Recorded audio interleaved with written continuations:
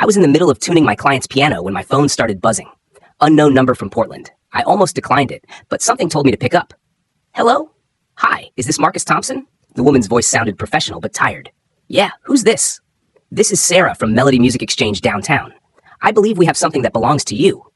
I frowned, still holding the tuning fork. What kind of something? A 1962 Martin D28 acoustic guitar. There's an engraving on the headstock that says, "For Marcus, keep the music alive, Grandpa Joe." My blood went cold. I dropped the tuning fork and it clattered across the hardwood floor of Mrs. Henderson's living room. I spun around and looked at the empty guitar case in the corner, the case where I always kept it during house calls. The velvet interior stared back at me, completely empty. Where did you get it? I managed to ask, my voice barely steady. A young man brought it in yesterday evening, said it belonged to his grandfather and he needed quick cash. I'm not calling the police yet, but something felt off about the whole transaction. The kid couldn't answer basic questions about the instrument. I knew exactly who she was talking about. Dylan. My cousin Dylan. I'll be right there, I said, already grabbing my keys and apologizing to Mrs. Henderson as I rushed out. That guitar was the only thing my grandfather left me when he passed 5 years ago. Not his house in Southeast Portland, not his savings account, not his collection of vintage vinyl records. Just that beat-up old Martin he'd played at coffee shops and folk festivals for 40 years. Joe Thompson had been a traveling musician in the 60s and 70s, never made it big like some of his contemporaries, but he lived for the music. Every summer when I was a kid, he'd teach me new chords on that guitar, tell me stories about playing with guys who went on to become famous while he stayed in small towns, happy just to make people smile. The last time I saw him alive, he was in hospice care at Good Samaritan, hands too weak to hold a pick, but his eyes lit up when I played Blowin' in the Wind on his guitar. He pressed it into my arms with trembling fingers and whispered, "This is yours now, Marcus. Don't let anyone silence the music. Promise me." I should have kept it at home. I should have invested in a proper security system. I should have known Dylan would eventually do something like this. Dylan was my Aunt Linda's son, my mom's sister's kid from her first marriage. He was 24 and had been finding himself for the past 6 years since dropping out of Portland State. He'd moved in with my mom after his latest business venture failed. Something about selling handmade soap online that never materialized into anything except credit card debt and a garage full of unsold lavender bars. Mom had a soft spot for family, especially Dylan, because he looked just like her late brother Tommy, who died in Vietnam when he was barely 20. I raced across Portland, weaving through afternoon traffic on I-84, my hands gripping the steering wheel so tight my knuckles went white.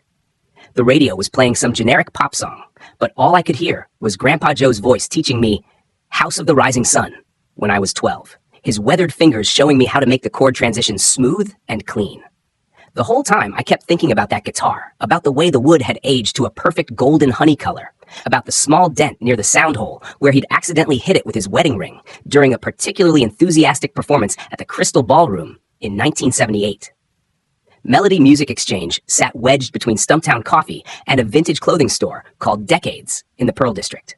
The building was old brick with large windows covered in posters for local shows and handwritten "We Buy Guitars" signs in faded marker. I parked crooked across 2 spaces and jogged inside, the door chimes announcing my arrival with a melancholy song. The shop smelled like old wood, metal polish, and decades of music history.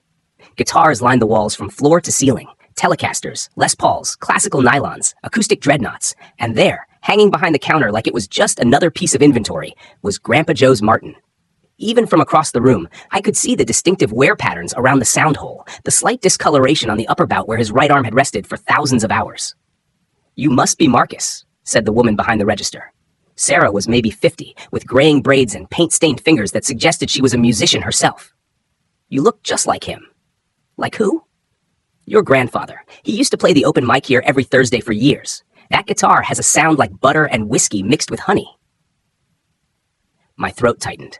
I walked up to the counter, unable to take my eyes off the Martin. The afternoon light streaming through the window made the finish glow like it was lit from within. "Can I?"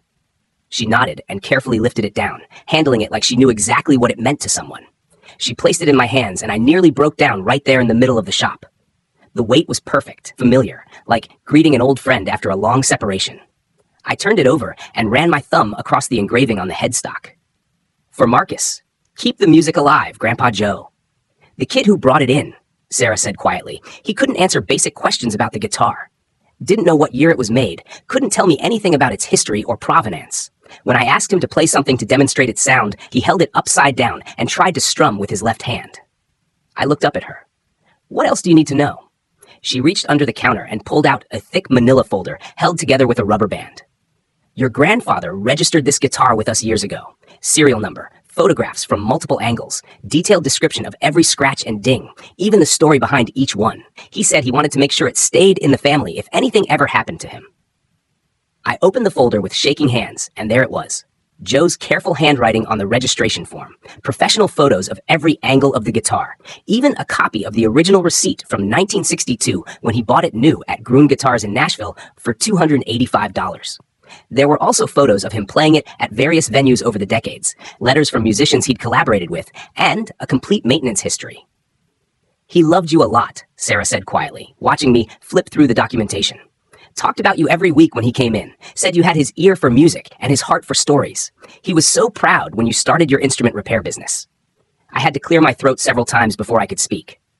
What do I owe you for getting it back? Nothing. This belongs with you, no question about it. She paused, studying my face. But Marcus, the kid who brought it in, left contact information. Said he might have more vintage instruments to sell soon. You might want to have a conversation with him before he tries to move anything else. She handed me a piece of paper with Dylan's information scrawled on it in careless handwriting. I recognized the address, Mom's house in Beaverton, where he'd been crashing for the past 8 months. Already planning on it, I said, carefully placing the guitar in its familiar case. I carried the Martin out to my truck like it was made of glass and drove straight to Mom's place, my mind racing with anger and disbelief. How could he do this? How could he take the one thing that meant the most to me and try to sell it for quick cash? The whole way there, I kept glancing at the passenger seat where the guitar case sat buckled in tight, safe again, but somehow still vulnerable. Mom's house looked the same as always, white ranch style with blue shutters and a garden that was perpetually half weeds, half roses. Her green thumb had never quite recovered from Dad's death 10 years ago. Dylan's beat-up Honda Civic was parked in the driveway next to Mom's silver Camry, and I could see the outline of someone moving around in the living room through the sheer curtains. I sat there for a minute in my truck, letting my anger crystallize into something cold and sharp and focused. Then I grabbed the guitar case and walked up the front path, noting how the lawn needed mowing and the porch light was still burned out from last month. I walked in without knocking. I still had my key, and this was still technically my childhood home. They were both in the living room, Mom on her favorite spot on the couch with her crossword puzzle and reading glasses. Dylan sprawled across Dad's old recliner with his phone, probably scrolling through TikTok or Instagram or whatever the hell he wasted his time on these days. I set the guitar case down on the coffee table with a deliberate thunk that made both of them look up. The case looked out of place among Mom's collection of ceramic birds and yesterday's mail. Lose something? I asked, my voice level but cold. Dylan's face went white. Mom frowned at the case like she'd never seen it before, though she'd watched me carry it in and out of this house hundreds of times over the years. Marcus, honey, what's wrong? Mom asked, setting down her crossword. You look upset. I popped the latches and opened the case slowly, dramatically. Grandpa Joe's Martin gleamed under the living room lights, every curve and line familiar as my own reflection. Melody Music Exchange called me this morning. Said someone tried to sell Grandpa's guitar yesterday. Mom's hand flew to her mouth. Dylan sat up straighter in the recliner, trying to look confused, but I could see the panic in his eyes, the way his Adam's apple bobbed when he swallowed hard. I have no idea what you're talking about, Dylan said, but his voice cracked on the last word like he was going through puberty again. I pulled out my phone and showed him the receipt Sarah had given me. Your name's right here, Dylan, along with the serial number of the guitar, the time you brought it in, and a photocopy of your driver's license, because they're required to record that information for anything over $500. Mom stood up, her face flushed with embarrassment and anger. Dylan, please tell me you didn't. I just needed a little cash, he said, finally dropping the act and slumping back into the chair. It was just sitting in Marcus's truck collecting dust most of the time. I figured he wouldn't even notice for a while, and I was planning to get it back before he found out. Just sitting there collecting dust? I repeated slowly, feeling my anger build.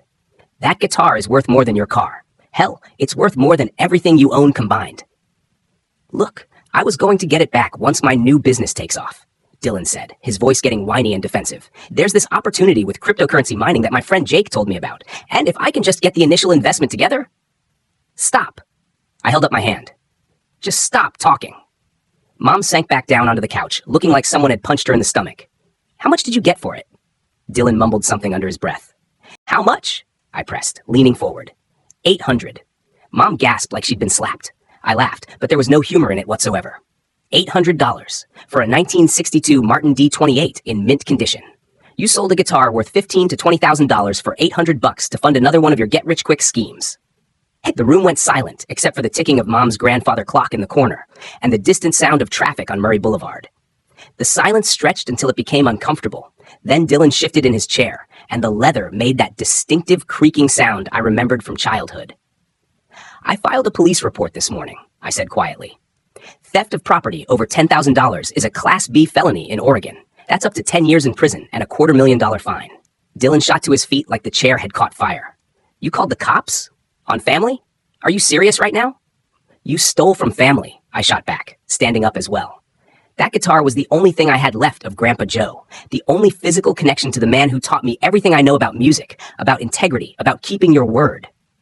Mom started crying then, quiet tears that made me feel like the bad guy, even though I knew I wasn't.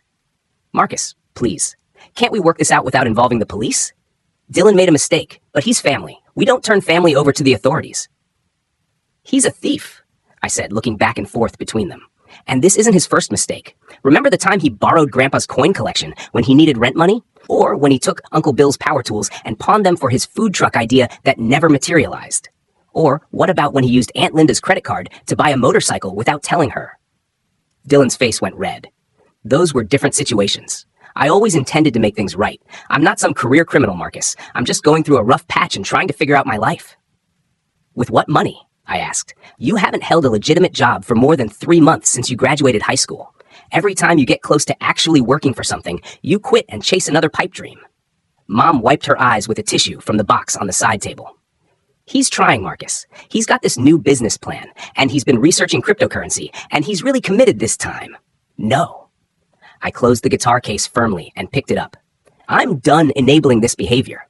Dylan, you've got 48 hours to come up with the money to make this right. 800 isn't enough. The shop has to eat the loss on their time and effort. I had to take time off work to deal with this mess, and you put Grandpa's guitar at risk of being sold to some collector in another state. I want $3,000. Dylan laughed bitterly, throwing his hands up in the air. $3,000? I don't have $3,000. If I had $3,000, I wouldn't have needed to sell the guitar in the first place. Then you better figure it out fast, I said, heading for the front door. Because if you don't, the district attorney's office is going to explain to you exactly how serious felony theft charges are in this state. Marcus, Mom called after me, her voice cracking with emotion. Please don't destroy our family over this. We can work something out. We always have before. I stopped in the doorway and turned back to face both of them. The afternoon light was slanting through the windows, casting long shadows across the familiar furniture of my childhood. I didn't destroy anything, Mom. I'm just tired of being the only one who cares about preserving what Grandpa left us. I'm tired of watching Dylan take advantage of everyone's love and trust. And with that, I walked out and didn't look back. That night, I sat in my apartment, holding the Martin, running my fingers over the familiar frets and strings. The apartment was quiet, except for the hum of the refrigerator and the distant sound of traffic on Powell Boulevard.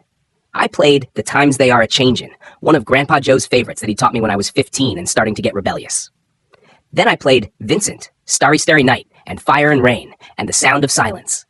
Each song brought back memories of sitting in his living room after Sunday dinners, learning not just the chords, but the stories behind the songs, the emotions they were meant to convey. I should have been relieved to have the guitar back, but all I felt was angry. Angry at Dylan for stealing it, angry at Mom for making excuses for him, angry at myself for leaving it vulnerable in the first place, and angry at the whole situation that had forced me to choose between family harmony and protecting something irreplaceable. The next morning, Mom called while I was having coffee and checking my schedule for the day. I had 3 piano tunings lined up and a violin that needed new strings. Marcus, we need to talk. About what? Dylan feels terrible about what happened. He didn't sleep at all last night, and he wants to make it right. I set down my mug and looked out my kitchen window at the parking lot. Does he have the money? A pause that stretched too long. He's working on it. That's not an answer, Mom. Could you maybe reduce the amount? $3,000 seems like a lot for grand theft? For selling something that can never be replaced? I cut her off. Mom, that guitar isn't just worth money. It's the last piece of Grandpa Joe I have. It's my connection to everything he taught me about music and life. I know, honey. I understand that, but Dylan is family too. Your grandfather would want us to help each other, to stick together through difficult times. Grandpa would want his guitar to stay safe and in the family, I said. He registered it with the music shop specifically to prevent something like this from happening. He planned ahead because he knew how important it was. Mom was quiet for a long moment, and I could hear her breathing through the phone. What if Dylan paid you back in installments? Like $100 a month until it's paid off? At $100 a month, it would take him 2.5 years to pay me back. You really think Dylan's going to stick to monthly payments for 2.5 years? His longest commitment to anything was that job at Home Depot, and he quit after 6 weeks because he didn't like getting up early. He's changed, Marcus. This scared him. I think he's finally ready to get serious about his life and make some real changes. I rubbed my forehead, feeling a headache coming on. How many times have we had this exact conversation, Mom? After the coin collection, after Uncle Bill's tools, after he crashed Aunt Linda's car and left her to deal with the insurance company and the payments. Dylan doesn't change. He just gets better at making other people clean up his messes. So what are you saying? You want to send your own cousin to jail? You want to destroy his future over one mistake? I'm saying I want him to take responsibility for once in his life, I said, standing up and walking to the window. But fine. I'll give him one more chance, but this is it. He's got 30 days to get me the money. All of it. If he can't come up with $3,000 in 30 days, then I'm done protecting him from the consequences of his actions. Mom sighed with relief. Thank you, Marcus. You're doing the right thing. Family has to stick together. I wasn't so sure about that. 3 days later, I got a text from Dylan. Can we meet up? I want to apologize properly and talk about making this right. We met at a coffee shop in Hawthorne called Backspace Cafe, one of those places with exposed brick walls, mismatched furniture, and baristas with full-sleeve tattoos and carefully groomed beards. Dylan was already there when I arrived, sitting at a corner table with a large coffee and what looked like a business plan spread out in front of him. Marcus, hey, thanks for coming, he said, standing up and trying to hug me. I stepped back. Let's just talk, I said, sitting down across from him. He looked different than he had 3 days ago, cleaner somehow. His hair was trimmed and styled. He was wearing a button-down shirt instead of his usual graphic tee, and he actually made eye contact when he spoke instead of looking at his phone. First off, I want to apologize, he said, his voice serious and steady. What I did was inexcusable. I violated your trust, and I disrespected Grandpa Joe's memory. I've been thinking about it nonstop since it happened, and I realize how much I hurt you. I waited for the but that I knew was coming. I've also been thinking about what you said about taking responsibility and making real changes instead of just talking about them. And you're right, I've been coasting my whole life, expecting other people to bail me out when things go wrong, never following through on my commitments. Still waiting for the but. So I want to make this right, and I want to show you that I'm serious about changing my life around. He turned the papers so I could see them. I've been working on this business plan for the past month.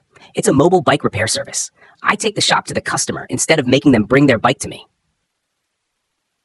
I looked at the papers. They were actually well organized. Market research, financial projections, equipment lists, potential locations for a home base, even competitor analysis and marketing strategies. I've got my first investor lined up, Dylan continued, his voice getting more animated. My old roommate Jake's dad owns 3 bike shops in the Portland metro area. He's willing to back me for the startup costs in exchange for a partnership deal and a percentage of the profits. That's great, Dylan, I said, and I meant it. It was the most organized and thoughtful thing I'd ever seen him put together. But what does this have to do with the $3,000 you owe me? I can pay you back with interest within 6 months of launching the business. Jake's dad thinks I could be profitable by month 3 if I stick to the business plan and don't get distracted by other opportunities. There it was. The but I'd been waiting for. You've shown me business plans before, I said, leaning back in my chair. Remember the soap company that was going to revolutionize natural skincare? The food truck that was going to serve gourmet grilled cheese? The cryptocurrency thing you mentioned the other day? His face fell a little. This is different. How? Because this time I actually understand the market. I've been riding bikes my whole life. I know how to fix them, and there's a real demand for mobile repair services in Portland. Plus, I've got an experienced partner who's already successful in the industry. I studied his face, looking for signs of the usual Dylan bullshit. He seemed sincere, more focused and determined than I'd ever seen him. But I'd been fooled before by his enthusiasm and his ability to make grand plans. Even if this business works out perfectly, I said carefully, that doesn't change what you did. You stole from me. You put something irreplaceable at risk. I know, and I hate myself for it. He leaned forward across the small table. But I can't change what I did. All I can do is try to make it right and prove that I'm not the same person who made that mistake. We sat there in silence for a minute while I considered his words. Around us, the coffee shop hummed with conversation and the hiss of the espresso machine, and someone was playing acoustic guitar in the corner. What if your business fails like all the others? I asked finally. Then I'll get a regular job and pay you back anyway. I'll work at a restaurant, a warehouse, construction, whatever it takes. I'm not asking you to drop the charges because I might pay you back someday. I'm asking for the chance to prove I can actually follow through on something for once in my life. Show me your business license, I said suddenly. He blinked. What? If you're serious about this, you've already filed for a business license, right? You've talked to the city about operating permits, insurance requirements, tax registration, all that boring administrative stuff that real businesses have to deal with. Dylan's face went pale. I was going to do that after I got the funding secured and knew for sure the business was happening.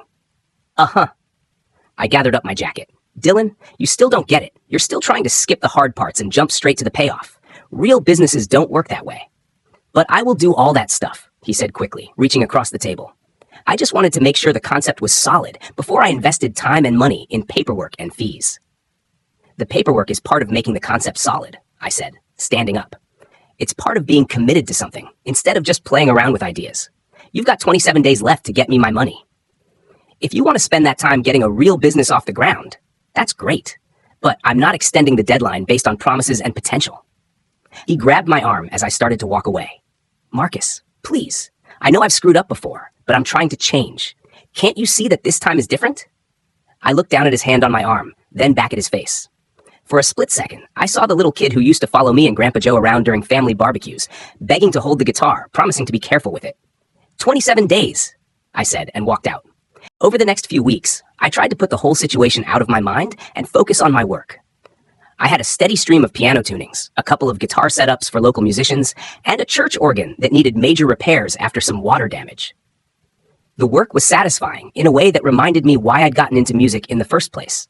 There was something deeply rewarding about taking an instrument that sounded wrong and making it sing again. About restoring something beautiful to its proper function. But I couldn't completely ignore what was happening with Dylan. Mom called me every few days with updates that I didn't ask for, but somehow needed to hear. He'd registered his business with the state of Oregon. He'd gotten a business bank account at US Bank. He'd ordered business cards and had a logo designed by someone on Fiverr. Jake's dad was apparently impressed with his dedication and was moving forward with the partnership agreement. Part of me wanted to believe he was finally getting his act together. The bigger part of me remembered all the times he'd gotten excited about a new project, thrown himself into it completely for a few weeks, only to abandon it the moment things got difficult or boring or required sustained effort. 2 weeks before my deadline, I got a call that changed everything. Marcus Thompson, this is Detective Rodriguez with Portland Police Bureau. I'm calling about the theft report you filed regarding a guitar. My stomach dropped like I just stepped off a cliff. Yeah, what about it? We've been investigating your case as part of a larger pattern, and it turns out your cousin Dylan has quite a history. This isn't the first time he's pawned items that didn't belong to him. I sat down hard in my kitchen chair, suddenly feeling dizzy. What do you mean? Over the past 3 years, he's pawned jewelry belonging to 4 different relatives, always claiming it was his to sell or that he had permission. 3 of the victims chose not to press charges because he was family, and they believed his promises to make it right. But the 4th one, an elderly neighbor of your aunt's named Margaret Chen, she did press charges last year. We've been looking for him. The room felt like it was spinning around me. What kind of charges? Felony theft, elder abuse, fraud. Mrs. Chen is 83 years old and trusted him to help with yard work and grocery shopping.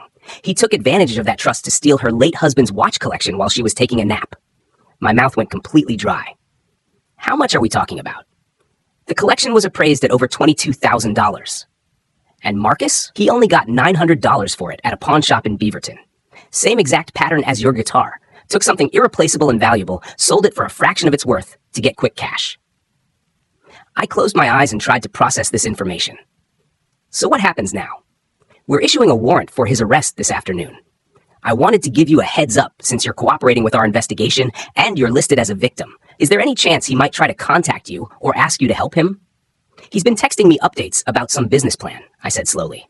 I think he's trying to buy time and convince me not to press charges. That fits the pattern exactly. He's done this before, convinced family members to give him more time while he works on some elaborate scheme to pay everyone back. It never works out, and meanwhile he's usually stealing from someone else to fund whatever project he's excited about that week.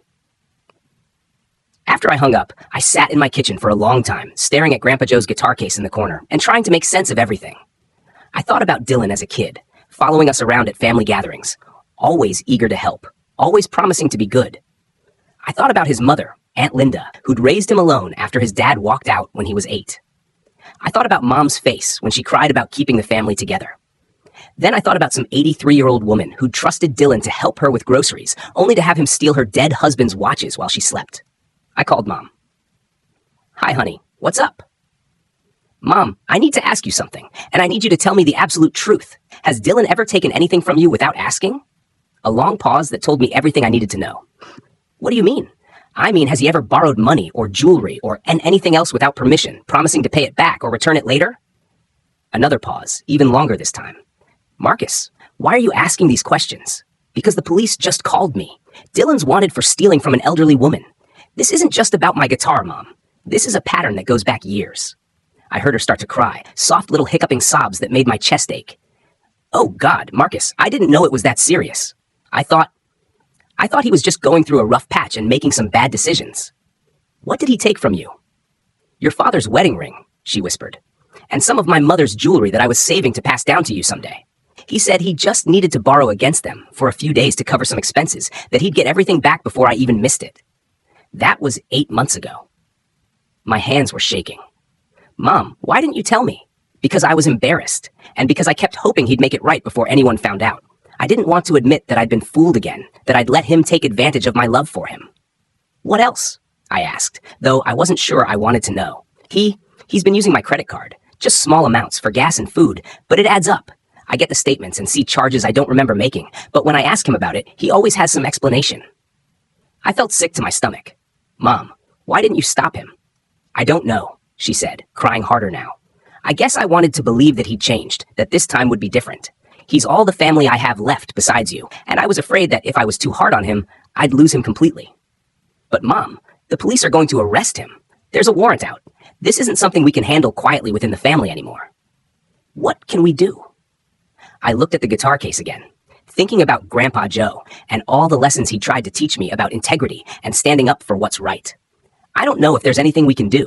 He made his choices, and now he has to face the consequences. The next morning, I woke up to a dozen missed calls and twice as many text messages, all from Dylan. "Marcus, please call me back. Something happened. I need your help. The police came to your mom's house looking for me. I wasn't there, but they left a card. I know this looks bad, but I can explain everything. Please don't let them arrest me. I'll pay everyone back, I swear." The business is almost ready to launch. Jake's dad is signing the partnership agreement next week. I can't go to jail. Do you know what happens to people like me in jail? I didn't call him back immediately. Instead, I called Detective Rodriguez. "He's been trying to contact me," I told her. "Do you want me to respond?" "Actually, yes. Can you try to arrange a meeting? If he's willing to turn himself in voluntarily, it might help his case when it comes to sentencing. Running will only make things worse for him." So I texted Dylan back. "Meet me at Laurelhurst Park in 2 hours. Come alone and don't try to run. It's over." He was already there when I arrived, sitting on a bench near the duck pond, looking like he hadn't slept in days. His eyes were red and bloodshot, his hands were shaking, and he kept looking around like he expected police cars to come racing up at any moment. "Marcus, thank God," he said when he saw me. "I didn't know who else to call." I sat down next to him, but not too close. "Dylan, you need to turn yourself in." "I can't go to jail. Do you know what happens to guys like me in jail? I'm not built for that kind of life." "You should have thought about that before you started stealing from people." He put his head in his hands. "It wasn't supposed to happen like this. I never meant to hurt anyone. I always planned to pay everyone back." "But you did hurt people. That woman you stole from, Mrs. Chen, she's 83 years old. Those watches belonged to her husband who died of cancer 3 years ago. She'd been saving them to pass down to her grandchildren someday." Dylan looked up at me, his face streaked with tears. "How do you know about that?" "The police told me. They also told me this isn't the first time you've done this. Mom told me about Dad's ring and Grandma's jewelry. How many other people have you stolen from, Dylan?" "I was going to get all of it back," he said desperately. "The bike business is real, Marcus. Jake's dad is still willing to invest. I can make this right if I just get a little more time. You can't business your way out of felony charges anymore, Dylan. You're facing serious prison time. The best thing you can do now is cooperate with the police and maybe get a plea deal that reduces your sentence." We sat there in silence for a while, watching ducks paddle around the pond and listening to kids playing on the playground nearby. It was a beautiful spring day, the kind of day that made you grateful to be alive and free. And I wondered if Dylan was thinking the same thing. Finally, Dylan spoke up. "Do you think Grandpa Joe would have forgiven me?" I thought about it for a long moment. Grandpa Joe had been a gentleman, slow to anger and quick to forgive, but he'd also been honest to his core, never took shortcuts, always kept his word, and expected the same from others. I think Grandpa Joe would have wanted you to do the right thing, I said carefully, even if it was hard, especially if it was hard. Dylan nodded slowly, wiping his eyes with the back of his hand. Will you stay with me when I call them? Yeah, I said. I'll stay. Detective Rodriguez and her partner arrived 25 minutes later in an unmarked sedan. Dylan surrendered without any drama, and I watched as they read him his rights and put him in the back of their car. Before they drove away, he looked at me through the window and mouthed, "Thank you." I wasn't sure if he was thanking me for staying with him or for not letting him run away from his problems anymore. The next few months were hard on the whole family. Dylan was charged with 5 felonies across 3 different cases, and eventually pled guilty in exchange for a sentence of 22 months in prison and full restitution to all his victims. The total amount he owed was just over $38,000, money he obviously didn't have and wouldn't have for years. Mom aged 10 years in the span of 6 months. The stress of Dylan's arrest, the shame of having to explain to relatives and neighbors what had happened, and the guilt over not stopping his behavior sooner took a visible toll on her health. Family gatherings became awkward affairs where everyone pretended not to think about the empty chair where Dylan used to sit, making jokes and telling stories that usually involved some scheme or another. But something unexpected happened during all of this chaos. I started playing music again, really playing, not just tuning other people's instruments. It began the night after Dylan's sentencing hearing. I was sitting in my apartment, feeling emotionally drained and overwhelmed by everything that had happened, when I pulled out Grandpa Joe's Martin and just started playing. Nothing fancy or complicated, just simple chord progressions and old songs I remembered from childhood. Puff the Magic Dragon, Country Roads, House of the Rising Sun. But it felt good in a way I'd forgotten music could feel, like coming home after a long journey. I started playing more regularly after that, first just for myself in my apartment, then at a few open mic nights around town. There was something cathartic about channeling all the complicated emotions around Dylan's situation into music, about finding beauty and meaning in the midst of family chaos. I wasn't trying to become a professional musician or launch some kind of music career. I just wanted to honor what Grandpa Joe had tried to teach me about keeping music alive, about finding joy and connection through songs and stories. 6 months after Dylan went to prison, I got a letter from him. It was written on standard prison stationery in careful block letters.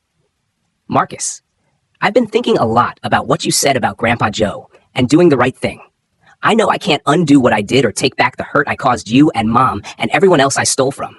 But I want you to know that I'm using my time in here to try to figure out how to be a better person when I get out. I'm taking business classes through a program they have here, and I'm working in the prison library helping other inmates get their GEDs. It's not much, but it's something productive. I'm also going to AA meetings, even though my problem wasn't really with alcohol. I think my problem was with taking shortcuts and thinking I deserved things I hadn't earned. I know you have no reason to believe me after all the times I've promised to change before. But I wanted you to know I'm trying for real this time. Not because I want something from you or because I'm trying to get out of trouble, but because I finally understand how much damage I was doing to people who loved me. Also, I heard through Mom that you've been playing music again. She said you played Amazing Grace at Uncle Bill's funeral and it was beautiful. Grandpa Joe would be proud that you're keeping his music alive. When I get out, I'm going to get a regular job and pay back everyone I hurt, starting with you. I know actions matter more than words, so I won't ask you to forgive me or trust me until I've earned it. But I wanted you to know that everything you said to me about taking responsibility finally sank in. Thank you for not giving up on me completely, and thank you for making sure I couldn't keep running away from what I'd done. Your cousin, Dylan. I read the letter twice, then set it aside and didn't respond immediately. I wanted to see if he would keep writing, keep working on himself, without needing validation or encouragement from me. Over the next year, I got 3 more letters, each one shorter and more focused on what he was doing rather than what he was feeling or planning to do. He was working in the kitchen now, getting up at 4 a.m. to help prepare meals for 800 inmates. He'd earned his business certificate and was tutoring other prisoners in basic math and reading. He'd started a small program teaching guitar lessons using instruments donated by a local music store, and the prison chaplain had asked him to play at Sunday services. I wrote back once, a brief note saying that I hoped he was serious about changing and that I'd be willing to listen when he got out, but that I wasn't making any promises about our relationship. I didn't want to encourage him too much or make him think that a few letters and some good behavior in prison would automatically fix everything between us. Meanwhile, my own life was changing in ways I hadn't expected. The music I'd started playing as a way to process my emotions around Dylan's situation had grown into something more significant. I was playing regular gigs at coffee shops and small venues around Portland, mostly covers of classic folk and country songs, but occasionally some original material that came from my experiences with family dysfunction and forgiveness and learning to set boundaries with people you love. I met a woman named Sarah, coincidentally the same name as the woman from the music store, at an open mic night at Powell's Books. She was a social worker who played fiddle and had a voice like honey over gravel. We started playing some songs together, then dating, then talking about maybe recording an EP of traditional songs with modern arrangements. Life was getting complicated in good ways instead of bad ways for the first time in years. A year and a half after Dylan went to prison, I got a call from Detective Rodriguez. Marcus, I wanted to give you a heads up. We've recovered some of the items that were stolen from the other victims in Dylan's case. We found them at various pawn shops around the metro area, and we're working on getting them back to their rightful owners. What about Mrs. Chen's watches? That's actually why I'm calling. We found most of them, but the pawn shop sold a few pieces before we could recover them. However, Dylan has been working with the victim's advocate to arrange payment for the items that can't be returned. He's signed over all of his prison wages to a restitution fund. I was surprised by this news. Prison wages were typically 20 to 30 cents an hour, so Dylan was essentially working for free and giving up any money he might have used for commissary items or phone calls. How much is that actually worth? I asked. Not much in dollar terms, but it shows the court and the victims that he's serious about making amends. Mrs. Chen specifically asked me to tell you that she appreciated his gesture, even though it doesn't come close to covering her actual losses. After I hung up, I found myself thinking about Dylan differently. Not forgiveness, exactly, but maybe the beginning of something like hope that he might actually be changing this time. Another 6 months passed. Sarah and I had recorded our EP and were playing weekend gigs at farmers markets and folk festivals around Oregon and Washington. The music was bringing in a little money, but more importantly, it was bringing me joy and a sense of connection to something larger than my own problems. I was setting up for a show at the Saturday market when my phone rang. Unknown number, but local area code. Marcus, it's Dylan. I nearly dropped my guitar case. Dylan, how are you calling me? I got out yesterday, early release for good behavior and program completion. His voice sounded different, older, more serious. I'm staying at a halfway house in Southeast, and I start work on Monday at a bike shop in Hawthorne. Not my own business, just a regular employee job. I didn't know what to say. I'd known his release date was coming up, but I hadn't expected him to call me immediately. I don't want anything from you, he continued. I just wanted you to know that I'm out, and I'm going to start making payments on what I owe you. It'll take a while on a bike mechanic's salary, but I'm committed to paying back every penny. Dylan, I started, then stopped. What was I supposed to say? How are you doing? Taking it one day at a time. The halfway house is strict but fair, and the job is exactly what I need. Honest work that I actually know how to do. I'm not making any big plans or chasing any dreams right now, just trying to prove to myself and everyone else that I can be reliable. We talked for about 10 minutes. He asked about my music and seemed genuinely happy to hear that I was playing regularly. He told me about some of the men he'd met in prison, guys who'd been in and out of the system their whole lives because they'd never learned how to live honestly. He sounded humbled by the experience in a way that seemed real rather than performed. Can I ask you something? He said as we were wrapping up the call. Sure. Do you think there's any chance we could be family again someday? Not right away. I know I have to earn that. But eventually? I thought about Grandpa Joe, about the lessons he tried to teach me about music and forgiveness and second chances. I thought about the letters Dylan had written, about the prison wages he'd given up, about the way his voice sounded different now. Maybe, I said. Let's see what happens. 6 months later, Dylan had kept his word about the payments. $50 every other week, like clockwork, always accompanied by a brief note about what was going on in his life. He'd been promoted to assistant manager at the bike shop. He was taking community college classes in business administration. He'd started volunteering with a program that taught basic bike maintenance to homeless individuals. Mom had started visiting him regularly, and she reported that he seemed genuinely changed, more mature, more thoughtful, less impulsive. But I remained cautious. I'd been fooled before by Dylan's ability to reinvent himself when it served his purposes. The test came when he called me with an opportunity. Marcus, I need to run something by you. The owner of the bike shop is thinking about retiring, and he's offered to sell the business to me. It would be a great opportunity, but I'd need to get a loan for the down payment. Here it was. The moment when the old Dylan would have asked me to co-sign or invest or somehow bail him out of his latest scheme. That sounds like a big decision, I said carefully. It is, and I want you to know that I'm not asking you for anything. I just wanted to let you know what was happening in case Mom mentioned it. I'm going to try to get the loan on my own, based on the shop's existing cash flow and my employment history there. If the bank says no, then it's not meant to be.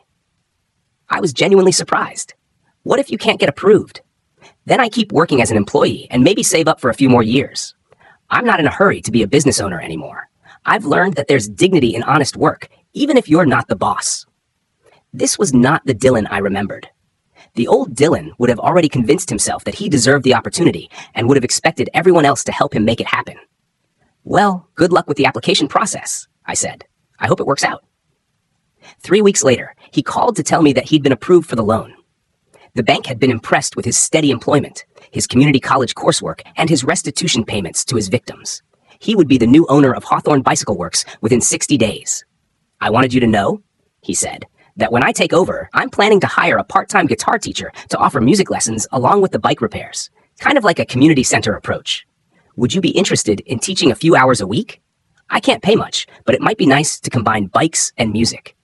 It was a thoughtful offer that seemed to acknowledge both my interests and the skills I'd developed. But I wasn't ready to go into business with Dylan, even in a small way. I appreciate the offer, I said, but I think I need to stick with my current setup for now. Maybe we can revisit that idea down the road. He didn't push or try to convince me, which was another sign that he might actually be changing. 2 years after Dylan's release from prison, I got a call from Mom. Marcus, honey, I have some news. Dylan asked me to call you. What's wrong? Is he okay? He's fine, but there's been an incident at the shop. Someone broke in last night and stole some expensive bikes and tools. The insurance will cover most of it, but Dylan wanted you to know that his payment to you this month might be a few days late because he's dealing with police reports and insurance claims. I was struck by this gesture. The old Dylan would have used the break-in as an excuse to skip the payment entirely, maybe for several months. This Dylan was concerned about being 3 or 4 days late. Tell him not to worry about it, I said. A few days won't make any difference. A week later, Dylan called me personally. Marcus, I know Mom already told you about the break-in, but I wanted to apologize for the delay in payment. I should have planned better for unexpected expenses. Dylan, seriously, it's not a problem. You're dealing with a lot right now. I know, but I made a commitment to you, and I want to keep it. Consistency matters, especially given my track record. We talked for a while about the break-in, about the challenges of running a small business, about his plans for rebuilding the inventory. He sounded like a different person than the cousin I'd grown up with. More grounded, more realistic about obstacles and setbacks. As our conversation was winding down, he said something that stayed with me. You know, getting robbed reminded me of how you must have felt when I stole Grandpa's guitar. Having something important taken from you by someone you trusted, or in this case, someone you didn't know, but who took advantage of your space. It's violating in a way I didn't really understand before. This level of empathy and self-reflection was completely new from Dylan. He wasn't just going through the motions of making amends. He was actually developing the emotional intelligence to understand the impact of his actions on other people. 3 years after his release, Dylan had paid back about half of what he owed me. More importantly, he'd paid full restitution to Mrs. Chen and had established payment plans with the other victims. His business was thriving, and he'd expanded to include a small coffee bar and, yes, music lessons taught by a local folk musician. That's when I decided it was time to take a risk. I called him on a Saturday morning when I knew the shop would be busy. Dylan, it's Marcus. Do you have a few minutes to talk? Of course, what's up? I've been thinking about that music lesson idea you mentioned a couple years ago. Are you still interested in something like that? Absolutely. Are you thinking about teaching some classes? Maybe, but I had a different idea. What if we organized a monthly folk music night at the shop? Open mic style, but focused on acoustic music and storytelling. I could help you set it up and maybe play a few songs to get things started. Dylan was quiet for a moment. Marcus, that sounds amazing, but can I ask what changed your mind? You've been consistent for 3 years. You've kept your promises, you've built something real with the shop, and you've shown me that you're serious about being a different person. I think it's time for me to take a step toward rebuilding our relationship. I would love that, he said, and I could hear genuine emotion in his voice. Should we start with just one event and see how it goes? Yeah, let's start small and see what happens. The first Hawthorne Folk Night was modest, about 20 people, including Mom, Sarah, a few regular customers from the shop, and some musician friends I'd invited. Dylan introduced me and talked briefly about the importance of music in bringing communities together. I played 3 songs, including House of the Rising Sun, in honor of Grandpa Joe, and told the story of how the guitar had been stolen and recovered. The evening was a success, and we decided to make it a monthly event. Over the next year, as we worked together to build the folk music series, Dylan and I slowly rebuilt our relationship. Not to where it had been before. Too much had happened for that. But to something new and more honest. We talked openly about the mistakes he'd made, the damage he'd caused, and the work he'd done to change. He never made excuses or tried to minimize what he'd done, and I never pretended to forget it. 4 years after his release, Dylan made his final payment to me. He asked if we could meet at the shop after hours to mark the occasion. When I arrived, he had 2 cups of coffee waiting and an envelope on the counter. "This is it," he said, handing me the envelope.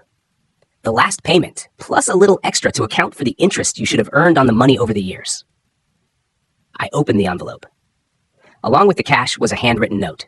"Marcus, I can't give you back the years of stress and anger this situation caused you, and I can't undo the violation of trust that started it all. But I can promise you that I will never again put my problems ahead of other people's well-being. And I will never again take something that doesn't belong to me. Thank you for giving me the chance to make this right, and thank you for showing me what real accountability looks like. Your cousin, Dylan." I folded the note and put it back in the envelope.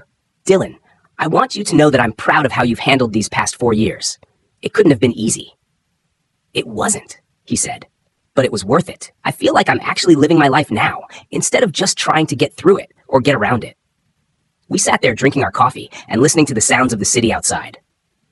After a while, Dylan spoke up. "Can I ask you something? Do you think Grandpa Joe would be proud of how we worked through this?"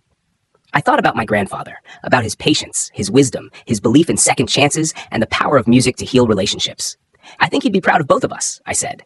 "You for doing the hard work of change, and me for learning how to set boundaries while still leaving the door open for forgiveness." "I miss him," Dylan said. "Me too." That night, I went home and pulled out Grandpa Joe's Martin. I played some of his favorite songs, including a few I'd written over the past year about family, forgiveness, and the long road back from broken trust. The guitar sounded as beautiful as ever, rich and warm and full of stories. As I was putting it back in its case, I noticed something I'd somehow missed all these years. Hidden under the bridge, almost impossible to see unless you knew where to look, was a small piece of paper tucked into a crack in the wood. I carefully worked it out with a pair of tweezers. It was a note in Grandpa Joe's handwriting, dated just a month before he died. "Marcus, if you're reading this, it means you've been taking good care of this old guitar and probably discovered all its secrets. Music has the power to heal wounds, bridge differences, and bring families back together. But sometimes the healing takes time, and sometimes people have to earn their way back to the music. Be patient with the people you love, but never compromise your values to keep the peace. Some things are worth fighting for, and some people are worth forgiving, but only after they've proven they deserve it. Keep playing, keep growing, and keep the music alive for the next generation. All my love, Grandpa Joe." I sat there in my living room, holding that piece of paper and feeling like Grandpa Joe was still teaching me lessons, still guiding me through the complicated business of loving difficult people. The guitar had been more than just an instrument or an inheritance. It had been a test of my values, my boundaries, my willingness to fight for what mattered while still leaving room for redemption. Dylan's theft of the guitar had forced both of us to confront who we really were and who we wanted to become. 5 years after Dylan's release from prison, our relationship isn't perfect, but it's real. We work together on the monthly folk nights, which have grown into a significant part of the shop's community outreach. Dylan has become a genuinely successful small business owner, and I've developed into a respected local musician with a following throughout the Pacific Northwest. More importantly, we've both learned lessons about accountability, forgiveness, and the long process of rebuilding trust after it's been broken. Dylan learned that change requires consistent action over time, not just good intentions and promises. I learned that protecting what matters to you doesn't make you heartless, and that forgiveness doesn't mean forgetting or pretending that harm never happened. The guitar still sits in its case in my apartment, but now it comes out regularly for performances, lessons, and quiet evenings at home. Every time I play it, every time I hear its voice ring out clear and true, I remember what Grandpa Joe taught me about music being a bridge between hearts. Some bridges get burned down and have to be rebuilt from scratch. Some relationships have to die completely before they can be reborn as something healthier and more honest. And sometimes the most important thing you can do for someone you love is to refuse to enable their destructive behavior, even when it costs you peace and family harmony. Dylan and I will never have the carefree cousin relationship we had as kids. Too much has happened. Too many boundaries have been established. Too much work has been done for us to go backwards. But what we have now is better in some ways, more honest, more respectful, built on a foundation of real change rather than just family obligation. The music lives on, just like Grandpa Joe wanted it to. And so does the family. Scarred but stronger, changed but not broken. Last month, Dylan called me with news that he's dating someone seriously for the first time since his release from prison. Her name is Jennifer. She's a social worker who volunteers at the halfway house where he used to live, and she knows his whole story. They met at a community bike repair workshop he teaches on weekends. She doesn't see me as a former criminal, he told me. She sees me as someone who made serious mistakes, paid for them, and learned from them. That's exactly how I want to be seen. I'm cautiously optimistic about this relationship. Jennifer seems to be someone who values honesty and personal growth, qualities that Dylan has finally developed in himself. 2 weeks ago, Dylan asked if I would consider playing at their engagement party next spring. I'd be honored, I said, but only if you're sure you're ready for that level of commitment. He laughed. Marcus, I've been making payments to you for 5 years and running a business for 4 years. I think I've figured out how to stick with things that matter. He's right. The Dylan who stole my grandfather's guitar couldn't commit to anything for more than a